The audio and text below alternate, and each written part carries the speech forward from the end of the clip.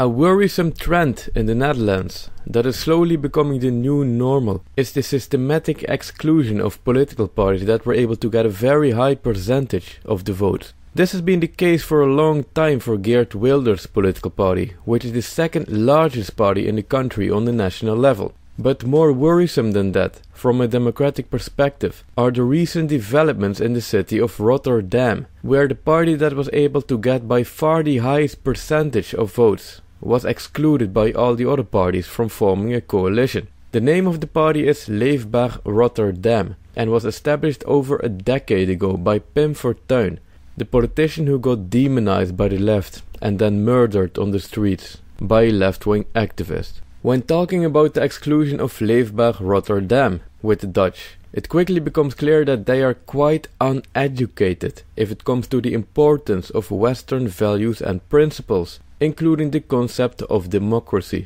It is especially surprising to see young people who are studying something like political science at a university and observe their total disdain towards the part of the electorate that voted for the party that became the largest in Rotterdam. Let's elaborate what I mean with a fictional example. Imagine that the Dutch city of The Hague had a political party with only one goal: to paint all the streetlights in the city blue. I assume that we all agree that such a political party doesn't make any sense whatsoever, because why would all streetlights have to be painted blue? It is ridiculous. Now imagine that a local election took place and the party got 20% of the votes and became the largest party. In such a situation there has to be a distinction between our personal opinion about the idea to paint all streetlights blue and the concept of democracy. It is very easy to say, this party is so ridiculous, let's just ignore them because what they want doesn't make any sense. However, in a democracy you can't do that. No matter how ridiculous we all find the idea to paint all streetlights blue, we can't exclude the party from forming a coalition. Our personal opinion about the idea should exist within a larger context of understanding of and respect towards democracy. So instead it should become, we strongly disagree with the idea about the streetlights, but we respect the result of this election. Now this doesn't mean that all streetlights must be painted blue. In order to form a coalition, you need parties that together make up more than 50% of the votes. So the winning party needs to do some concessions to the other parties. So in the end, only the streetlights of certain streets will be painted blue. Or perhaps all streetlights will just get some blue stripes. This depends on the concessions that are made by all involved parties. Anyway, let's go back to the situation in Rotterdam. And please note that I am not in any way comparing the fictional streetlights party to Leefbaar Rotterdam. That is not the point of this video. Leefbaar Rotterdam is probably one of the best local parties that any of the Dutch cities in the country have.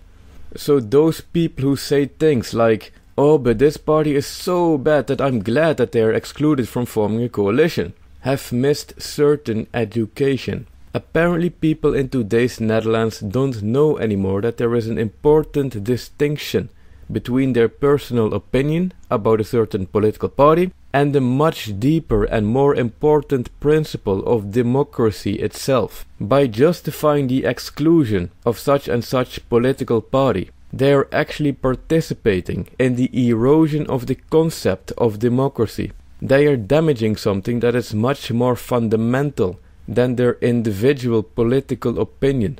And to be frank, it is quite shocking that young people in the Netherlands who are studying at a university don't know this. The attitude towards democracy can be traced back to a certain disdain for Western values and concepts themselves, which is a trend in the Netherlands that is broader than the attitude towards democracy. For example, the freedom of expression is important, but what Geert Wilders said, that was so bad, that shouldn't be allowed. And yeah, the freedom of expression also includes the right to offend, but this Facebook post made by somebody from Amsterdam, that is so deeply offending, that really shouldn't be allowed. And referenda are an important tool for the people to directly practice their right to self-determination, but an exit referenda, nah, that would really be too dangerous. We can't have that. And borders are important to secure the safety of the population and the future generations, as well as the continuance of the culture as a whole. But that is all of the past. We should go along with the times and open our borders to people who are totally different than ourselves. It is interesting as a little side note that during the late Rome period, there also was a trend in which the culture started moving away from the principles that made the Roman Empire a functional society in the first place. The fall of Rome wasn't just caused by some steppe nomads and by some corruption, but also by a much deeper process of cultural decline. So that is something to keep in mind today. This is Paul from debatetheleft.com. If you like the content, feel free to subscribe by clicking the big red button. Thanks for watching and see you next time.